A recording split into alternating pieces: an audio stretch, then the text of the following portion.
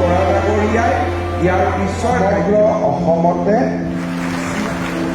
আমি বহুখিনি আগবাঢ়িছো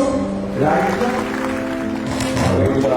অসমৰ মাননীয় মুখ্যমন্ত্ৰী ডাঙৰীয়া চিকিৎসা সেৱাৰ ক্ষেত্ৰত তেখেতৰ পাছতে বিভিন্ন মহাবিদ্যালয় ডক্টৰ নৱনীতা ভূঞা সহকাৰী আজিৰ দিনটোত ৰাজ্যত তাৰ ফলত ৰাজ্যৰ ইঞ্জিনিয়াৰিং আৰু পলিটেকনিকসমূহে